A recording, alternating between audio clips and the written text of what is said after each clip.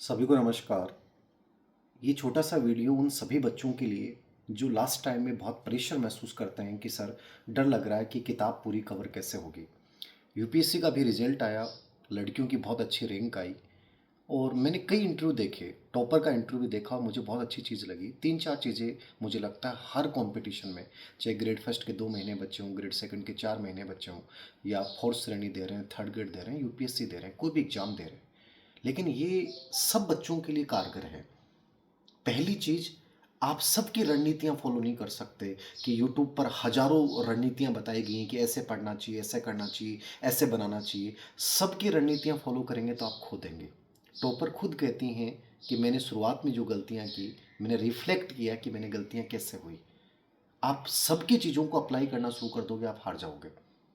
Number दो, आप minimum resources रखिए। आपका स्टडी टेबल जो है उस पर दुनिया भर का संसाधन नहीं होना चाहिए। बहुत सिलेक्टेड चीज़ों को रखिए कि मुझे बस यही पढ़ना है। तीसरी चीज़, आप जिस एग्ज़ाम को प्रिपरेशन कर रहे हैं उसकी डिमांड देखिए कि आप यूपीएससी कर रहे हैं तो उसका करंट का डिमांड क्या, आरपीएससी करें तो आरपीएससी की डिमांड क्या है, इस पार्ट में क्या आरपीएससी डिमांड करती है। उस डिमांड को जब तक नहीं पहचानोगे आप भीड़ से अलग नहीं होगे। और चौथी चीज़, मल्टीपल रिवीजन। और मल्टीपल रिवीजन कब पॉसिबल है? जब आपके पास कोई बहुत सीमित कंटेंट हो। मैंने एक बहुत मोटी किताब पढ़ ली, लेकिन लास्ट टाइम में मैं क्या उसको पढ़ पाऊंगा, रिवाइज कर पाऊंगा? नहीं कर पाओगे।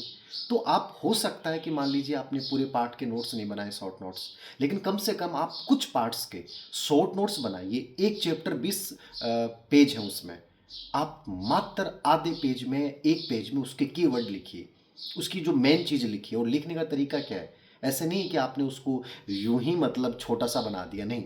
आपने जैसे पी वाई क्यू पढ़े, आपको पता चला कि कीवर्ड है, और उन कीवर्ड को इस प्रकार से कोऑर्डिनेट कीजिए, पूरे चैप्टर को इस प्रकार से बांध दीजिए कि आपको आधे पेज में, एक पेज में पूरा चैप्टर 20 पेज हो गए। अब वो 20 पेज जब तुम पढ़ के जाओगे, लास्ट टाइम में पढ़े नहीं जाएंगे, आंखों से निकाले नहीं जाएंगे, लेकिन वो आधा एक पेज तुम रास्ते में चल चलते पढ़ डालोगे।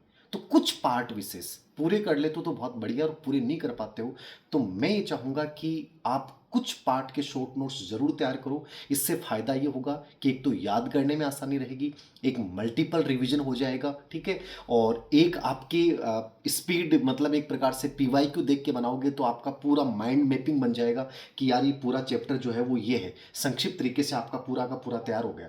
उसमें कोशिश ये करो कि हाईलाइट कर लो कुछ चीज़ों को, कुछ वो कीवर्ड्स जरूर शामिल कर लो जो भी फिलहाल 2 साल में आए। ऐसे नहीं कि 5 साल पहले एक पेपर देखा, उसका कोई कीवर्ड मिला, चलो उसको छोड़ सकते हैं, लेकिन लेटेस्ट में 2 साल के जो पीवाईक्यू बेस हैं उनकी की पॉइंट लेकर और फिर संक्षिप्त नोट्स आप तैयार कर लें। 100% मैं कहता हूं कि आप भीड़ से बहुत अलग हो जाओगे। आप लास्ट टाइम में जब आपके पास 50 पेज रहेंगे सिर्फ, तो आपको लगेगा कि यार मैं तो इनको तो रिवाइज कर लूंगा, इसमें तो कोई तनाव ही नहीं है मेरे। और वही जब 4 किताबें पढ़ी रहेंगी तो आपको लगेगा मैं इसको कैसे पढ़ूंगा। वो किताब आपको डराना शुरू कर देगी। तो हो सके तो आप अपनी हैंड राइटिंग में कुछ की पॉइंट लिख के, कुछ डायग्राम्स बना के, कुछ रेखाचित्र बना के, कॉन्सेप्ट मैपिंग का यूज करते हुए शॉर्ट नोट्स आपको बना लेने चाहिए, क्योंकि वो आपके लिए फ़ायदेमंद रहेंगे। और हर किसी की बातें ज़्यादा ना सुने, क्योंकि जितनी सुनोगे उतने परेशान हो जाओगे। तो मल्टीपल रिवीजन, सीमित संसाधन, आरपीसी की डिमांड और कुछ पार्ट्स के स्पेशली शॉर्ट नोट्स, इस रणनीति के साथ तुम्हें अंतिम समय में जरूर बढ़ना चाहिए यदि तुम सच में बनना चाहते हो। Thank you.